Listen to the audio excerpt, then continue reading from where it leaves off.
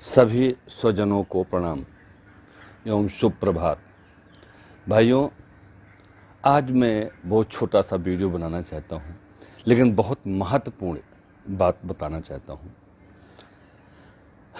इस टाइम कोविड-19 की महामारी चल रही है, कोरोना की, और पूरे संसार में धन की भी हानि हो रही है, जन की भी हानि हो रही है, और सारा बिजनेस, व्यापार, सारा सब कुछ अस्त व्यस्त हो गया है। और ऐसे ही क्षणों में विभिन्न प्रकार के आपदाएं, दैविक आपदाएं भी आती रहती हैं। कहते हैं, दैहिक दैविक भौतिक तापा, राम राज काहू नहीं व्यापा। राम जी का ऐसा राज था, वो ऐसे प्रतापी राजा था कि उनके राज्य में इस तरह के कष्ट नहीं हुआ करते थे, लेकिन आज हो रहे हैं। सो भाइयों, ग्रह नक्षत्रों का जो फेर होता है, उनका दुष्परिणाम झेलना ही पड़ता है, और पूरे संसार को इसमें पक्षपात नहीं होता, सभी जगह।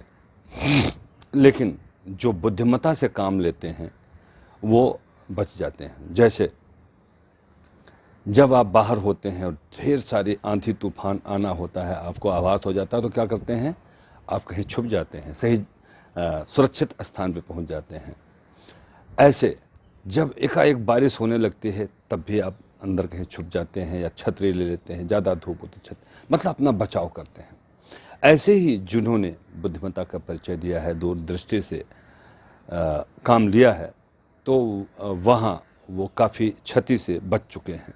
जैसे हमारा देश, हमारे माननीय मोदी जी प्रधानमंत्री हैं हमारे, उन्होंने दूरदर्शिता दिखाते हुए, जब हमारे यहाँ एक भी केस नहीं थे, तभी से वो सावधान हो गए थे, और हमारे यहाँ उतनी कैजुअलिटी नहीं हुई। बहुत सारे ऐसे रास्ते थे जिसको उन्होंने अपनाया, लॉकडाउन करके, सोशल डिस्टेंसिंग समझा करके, और हम लोगों का काफ़ी बचाव हुआ। खैर, इस दौरान भाइयों काफ़ी कुछ ऐसी बातें हुई हैं जो हमारे लिए बहुत नुकसानदेह हैं। अब मैं बात करना चाहता हूँ उन सभी भाइयों से, उन सारे बिजनेसमैन से, उन सारे कल कारखाने वालों से। मैं उनको समझाने लायक तो नहीं हूँ, मैं बहुत छोटा सा व्यापारी हूँ, लेकिन फिर भी जो मेरे अंदर बुद्धि है, मैं उसके अनुसार आप लोगों से निवेदन करना चाहता हूँ कि इस महामारी के दौरान हमारे काफ़ी श्रमिक भाई नाराज हो गए हैं, परेशान हो गए हैं। कहीं उनको कोई साधन नहीं मिल पाया, खाने पीने की दिक्कत हुई, रहने की दिक्कत हुई। मकान मालिक भी जितना मर्जी समझा लो, लेकिन मकान मालिक ने भी उनको परेशान किया, और वो निकल पड़े अपने घर की तरफ, अपने गांव की तरफ, जहां के वो रहने वाले थे। भाइयों, आप लोग जानते हैं कि कल कारखाने और ये सारी चीज़ें जितना मर्जी कर लें, बगैर हमारे श्रमिक भाइयों के बगैर बिजनेस, व्यापार चलाना, कल कारखाने चलाना बहुत मुश्किल है। लेकिन अब अभी हमें क्या करना चाहिए? देखिए, बुद्धिमत्ता का परिचय देना चाहिए।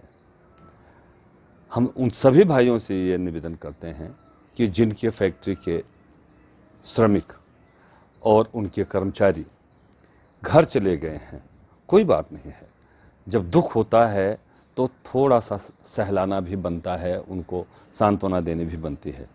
सर्वप्रथम मैं उन सभी व्यापारी भाइयों से कहना चाहता हूं कि सर्वप्रथम वो अपने उच्च अधिकारियों को, सुपरवाइजर को, मैनेजर को बुला करके ऐसे टाइम पे एक मीटिंग करें, जो लोग उपस्थित हैं, और उनके जरिए जो श्रमिक गांव चले गए हैं या जा रहे हैं, उनसे बात करने का चेष्टा करें और उनको समझाएं।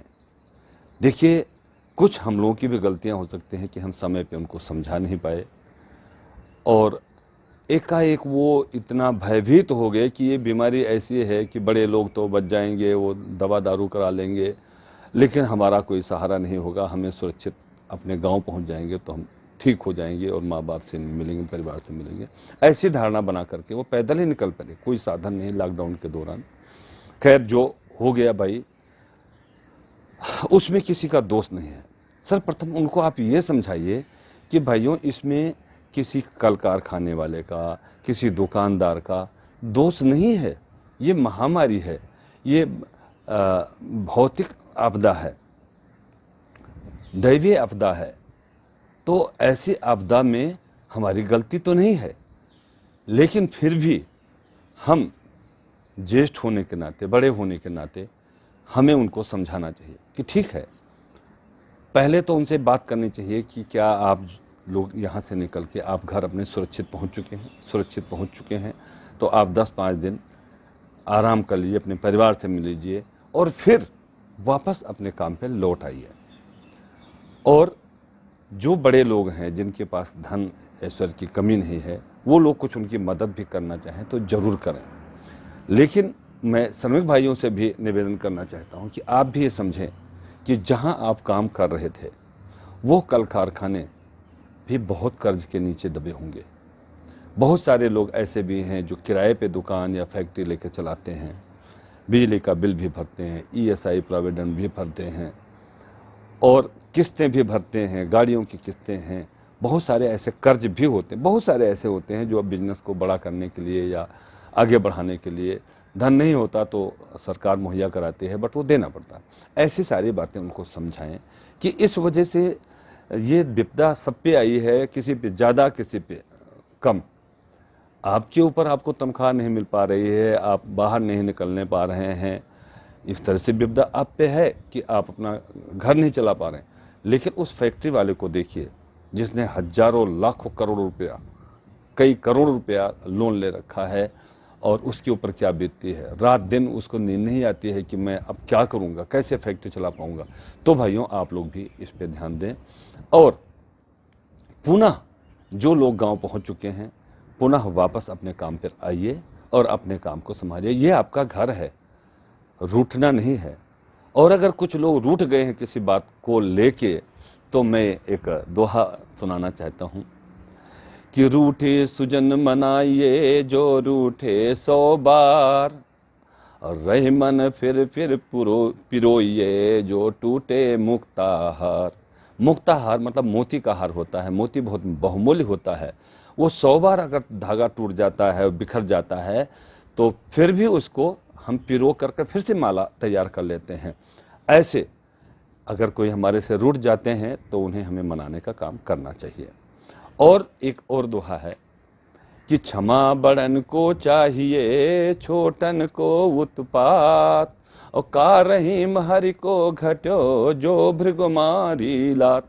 एक बार ऋषि भृगु जी बहुत गुस्से वाले ऋषि थे। किसी बात पे भगवान विष्णु से नाराज हो गया और उन्होंने अपने पैर से उनके सीने में प्रहार कर दिया।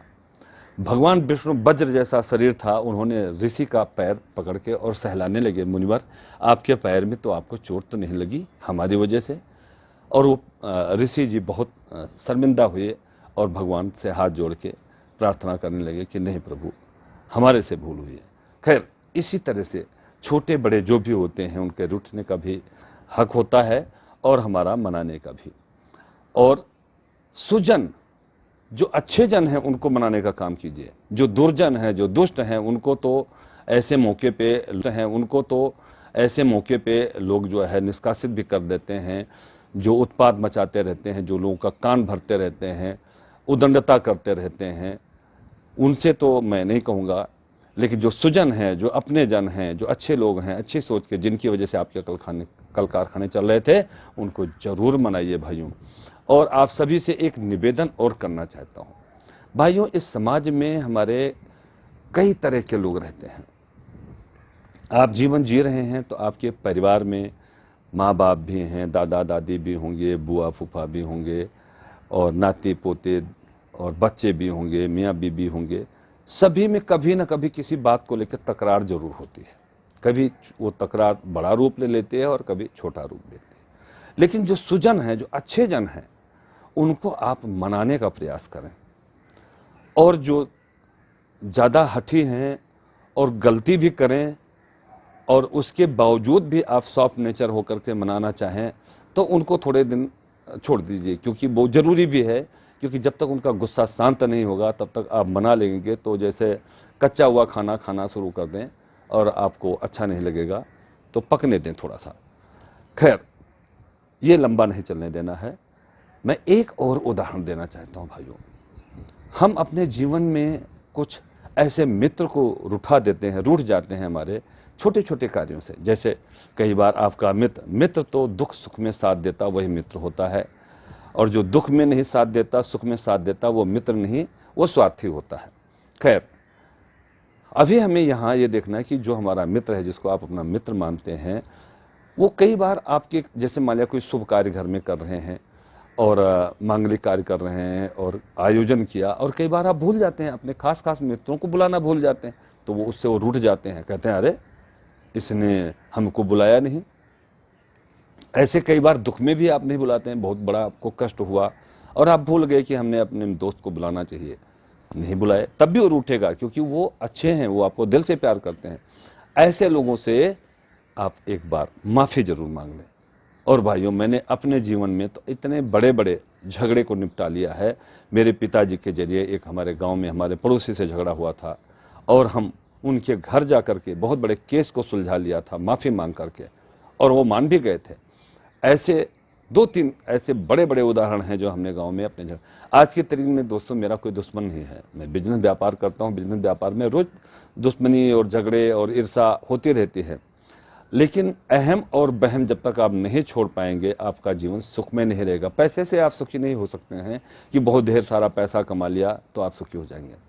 भाइयों, बिजनेस व्यापार में कई बार प्रतिद्वंदी, जो आप प्रतिस्पर्धा जहाँ होती है बिजनेस व्यापार में, कई बार ऐसी चीज़ें होती हैं कि आप उस बात को लेकर नाराज़ हो जाते हैं। जिनसे आपकी मित्रता होती है, उन्हीं से आपकी शत्रुता हो जाती है, लेकिन उसको आगे न बढ़ने दें। आप अपना खुद छोटे हो जाएं।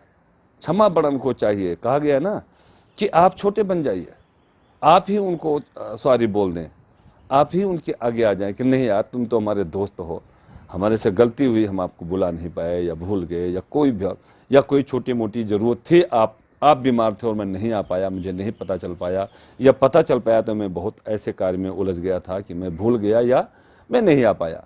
अपने कारण को बताते हुए उसको गले लगा लीजिए, और आपकी वो वैमनस्यता दूर हो जाएगी, पक्का। और एक चीज़ मैं चाहता हूँ, हाँ, जितने लोगों तक हमारी ये वाणी, ये वीडियो पहुँच रहा है, आज भाइयों संकल्प कर लें कि वो छोटा सा गलती से जो लोग नाराज हैं, आज उनको मना लीजिए। भाइयों, अगर आपने यह कार्य शुरू कर दिया, अपने जीवन में शत्रुता खत्म करनी शुरू कर दी, तो मैं आपको बताता हूं, आपका जीवन धन्य हो जाएगा। कई बार क्या होता है, पड़ोसी से जरा जरा सा मेड़ के लिए, गांव में खेत के लिए, 1 फुट जमीन के लिए झगड़ा हो जाता है, मार काट हो जाता है। अभी अभी 3-3 मर्डर हो गए थोड़ी सी जमीन के लिए। सो ऐसा नहीं करना है, शांति रखिए। ये जमीन यही रह जाएगी, जायदाद यही रह जाएगी, और आप कुछ ही दिन के मेहमान हैं, ऊपर चले जाएंगे, किराए के मकान में रह रहे हैं आप। लेकिन सुजन दुर्जन को मनाने जाएंगे, जो दुष्ट है उसको बहुत ध्यान से मनाइएगा, कहीं वो आप पे प्रहार न कर दे, कभी आप ही की जीवन लीला न समाप्त कर दे। ऐसे लोगों से सावधान रहकर चलिए, लेकिन जो सुजन है उनको जरूर मनाइए। भाइयों, अगर आप एक छोटा सा कार्य आज कर लेंगे, तो मैं समझूंगा मेरी प्रार्थना करना बहुत महत्वपूर्ण रहा, और हमारी प्रार्थना आप लोगों ने मान ली है। एक बार प्रयास करके देखिए। आप जैसे कहीं पड़ोसी से किसी बात पे तू मैं हो गई, कोई कुत्ते को लेकर झगड़ा कर बैठता है, कुछ बच्चों को लेकर झगड़ा करता है, आज उनसे फोन पे बात कर लें। और भाइयों, एक और माध्यम है जो हमने अटेंड किया है, मैं दोबारा से अटेंड करने जा रहा हूं, लैंडमार्क फोरम। याद कर लीजिए भाई, लैंडमार्क फोरम। अभी गूगल पे सर्च कीजिएगा, उनका सारा सिस्टम सामने आ जाएगा। एक बार लैंडमार्क फोरम आप अटेंड करेंगे। एक ऐसी संस्था है जो लोगों को ज्ञान देती है, जो ऐसी छोटी छोटी बातों को लेकर झगड़ पड़ते हैं, पूरा जीवन बिता देते हैं। भाई साहब, अगर उनका वो अटेंड कर लिया तो आप वहीं रोएंगे, और वहीं से आप अपने स्वजनों को फ़ोन करेंगे, और वहीं वो बात ख़त्म हो जाती है। ऐसा मेरे भी जीवन में हुआ। मेरी वाइफ जरा जरा सी बात पे मेरे पिताजी से नाराज़ हो गई थी, और वो अटेंड करके वहीं इतनी रोई, हम भी रोए, और फिर पिताजी को उन्होंने मना लिया। 2 मिनट में फ़ोन करके प्रणाम करके और मना लिया, और फिर वो जो बीच में खाई बन गई थी वो ख़त्म हो गई। सो भाइयों, आज अगर प्रयास करें तो आपका बहुत बड़ा काम हो जाएगा, आपसे दिल का भार उतर जाएगा। ये बहुत बड़ा कार्य होगा। आप करके तो देखिए। एक बंदे का आज छोटी सी गलती से जो नाराज़ हो, उसको मना लीजिए। और अपने उन श्रमिकों को भी मनाइए और उनको समझाइए। और भाइयों, मैं उन कल कारखाने वाले भाइयों बंधुओं से एक और निवेदन करना चाहता हूं कि भाइयों, टोटल आप श्रमिकों पे भी निर्भर ना रहें। नई नई मशीनें, नए नए कल पुर्जे लाइए जिससे आपकी उत्पादन क्षमता बढ़ जाए। लेकिन कितनी भी मशीनें होंगी, आपको श्रमिकों की ज़रूरत पड़ेगी। और अभी तो भगवान ने चाहा, भारत देश में इन्वेस्टर बहुत सारे आ रहे हैं जिससे आपको उत्पादन क्षमता बढ़ाने की ज़रूरत पड़ेगी। आपके पास जितने भी श्रमिक हैं उनको भी बुला लीजिए और कल कारखाने भी अपडेट कर लीजिएगा। अभी आपको ज़्यादा परेशान होने की ज़रूरत नहीं, क्योंकि जैसे मेरे ऊपर बीत रही है, मैं आपको बता रहा हूँ, एकदम से इतना काम भी नहीं आने वाला है। काम सने सने आएगा, 2-4 महीने लग जाएंगे। तो उसी हिसाब से आपके पास लेबर है भी। मेरे पास तो लेबर आज भी है और मेरे भाई लोग, मैं उनको अपना भाई मानता हूँ, छोटे भाई बड़े भाई जो भी हों एज में, मैं उनको मना चुका हूँ। और वो लोग हमारे गांव में जो जा चुके हैं वो आने के लिए आतुर हैं। 100 आदमी तो शायद आज ही आ जाएंगे। और ऐसे 100-100, 50-50 करके वो भी अपने घर पे अपने दुख दर्द को बांट के वापस आ रहे हैं। आप भी यही प्रयास करें और अच्छी तरह से कल कारखाने चलेंगे। आपको काम भी खूब मिलेगा, समय लगेगा काम मिलने में और सब कुछ सामान्य होने में, क्योंकि बहुत बड़ी विपत्ति आई हुई थी। तो धैर्य रहें, धीरज धरें तो उतर ही पारा, नहीं तो डूबें बीच मझधारा। अगर धैर्य रखेंगे तो आप सुगमता से नदी पार कर लेंगे, समुद्र पार कर लेंगे। और अगर अछना मछन हो जाएंगे, आप परेशान हो जाएंगे, तो डूबने के अलावा और कोई रास्ता नहीं भाई। तो डूबने का काम मत कीजिएगा। मेरी वाणी आप तक पहुंची हो तो आप इस पे गौर कीजिएगा। आज किसी एक मित्र को या किसी एक जिससे आप रूठ गए हैं उसको मना लीजिए। आपका दिन शुभ हो। जय श्री राम।